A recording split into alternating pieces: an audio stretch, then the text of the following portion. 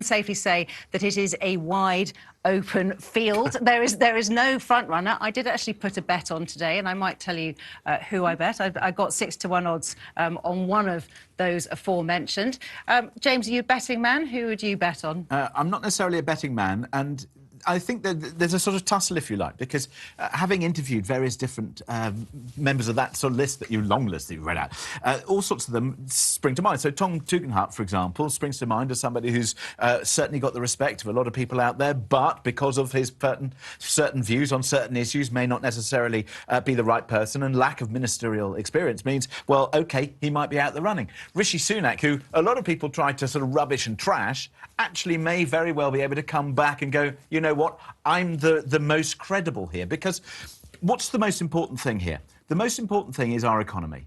That is the key issue that is going to allow whoever takes over to deal with the cost of living crisis, the huge amount of debt that this nation has, and also our position in the world and what we do to encourage inward investment. All of these things, that's going to be the driver. Everything else becomes less important. Isabel, I do wonder how important personality is going to be in this. And because Boris Johnson had such a huge personality, I wonder if the parliamentary party is going to want to go for somebody sort of reassuringly dull. They certainly don't want anyone risky. However, reassuringly dull they did do with Theresa May, and probably don't want to do that again. Never again.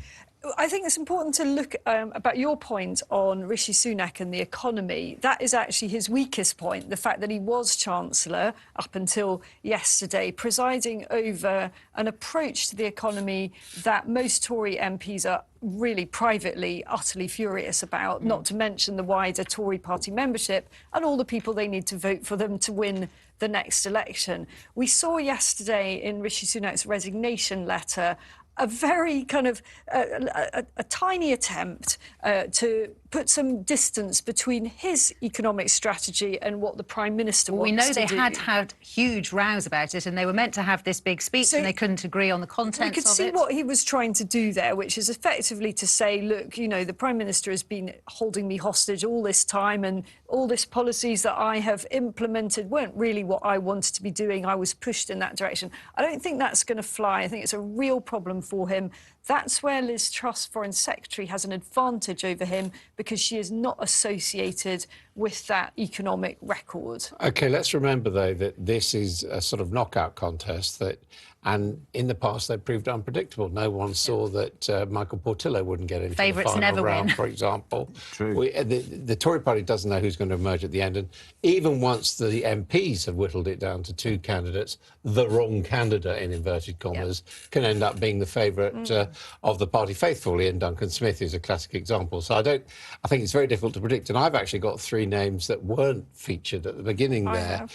Michael Gove, I think the fact that he's now been sacked by Boris Johnson does put him in a much better position. Yeah, it's helpful. It's helpful to his hopes, because he can say, look, I didn't go down with the ship. I said what had to be said, and all I got was being sacked. I think that helps him. I have to say, an awful lot of people have been mentioning the name Penny Mordaunt to me. Yes. You know, she was briefly Defence Secretary. I have thought she was actually quite impressive as a cabinet minister, so she's one to watch. But one not on that list, Priti Patel. Don't know what's going on with Priti Patel.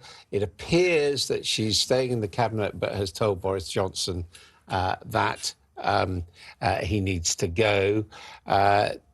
She, you know, in a sense, if the Tory party wanted to send out a message that we're modern, to go for a nation woman would be a big message to send out.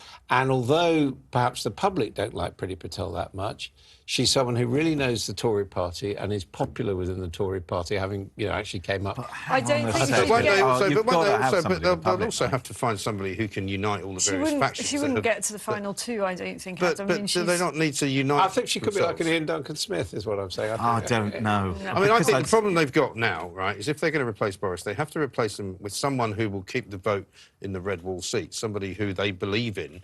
Like she's quite good for that, you see. She might be good for that, yeah, exactly. But the point is that they need to do that. They also need to have somebody who is perceived to be a Conservative, because a lot of the people who speak to us at talkTV throughout the day, they say they want a Conservative government that does Conservative things. Boris Johnson hasn't done very much Conservative policy making at all. That's the absolute key. And that's what they want, you're right.